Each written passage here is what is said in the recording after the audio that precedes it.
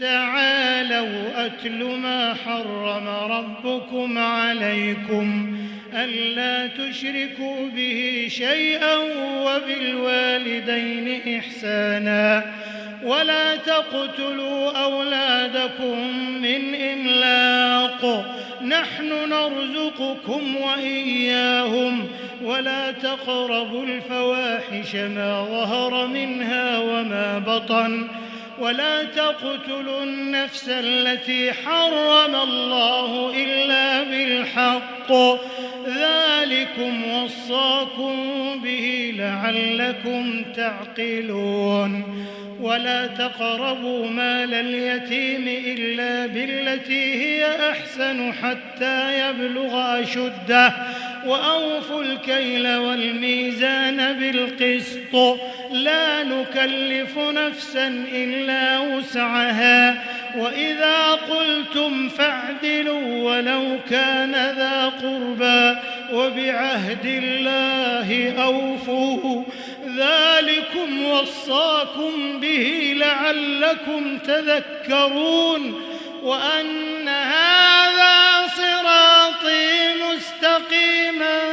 فاتبعوه ولا تتبعوا السبل فتفرق بكم عن سبيله ذلكم وصاكم به لعلكم تتقون ثم آتينا موسى الكتاب تماما على الذي أحسن وتفصيلا لكل شيء وهدى ورحمة لعلهم بلقاء ربهم يؤمنون وهذا كتاب أنزلناه مبارك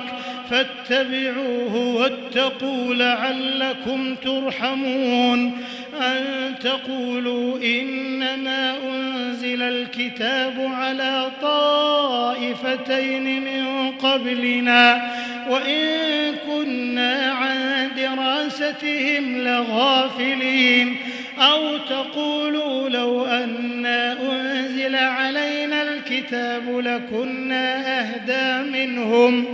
فقد جاءكم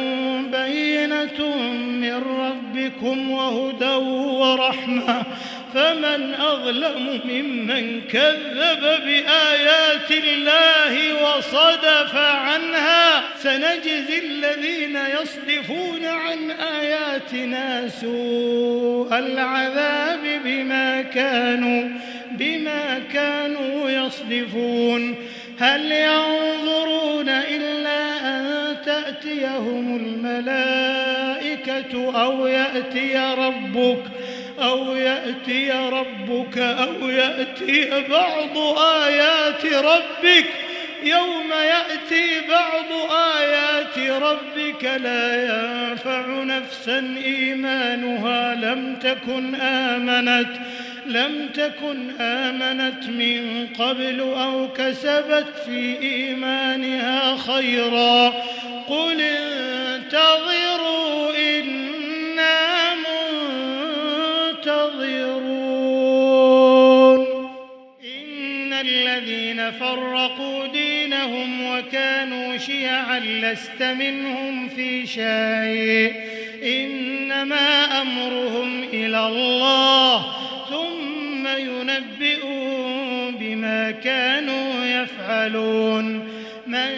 جاء بالحسنة فله 10 أمثالها ومن جاء بالسيئة فلا يجزى إلا مثلها وهم لا يظلمون قل إنني هداني ربي إلى صراط مستقيم دينا قيما ملة إبراهيم حنيفا وما كان من المشركين قل إن صلاتي ونسكي ومحياي ومماتي لله رب العالمين لا شريك له وبذلك أمرت وأنا أول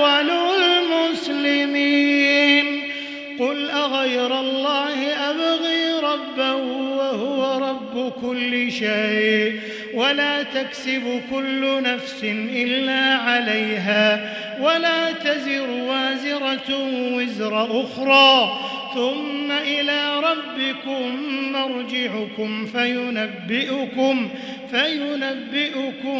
بما كنتم فيه تختلفون وهو الذي جعلكم خلائف الأرض ورفع بعضكم فوق بعض درجات ليبلوكم فيما آتاكم إن ربك سريع العقاب وإنه لغفور رحيم.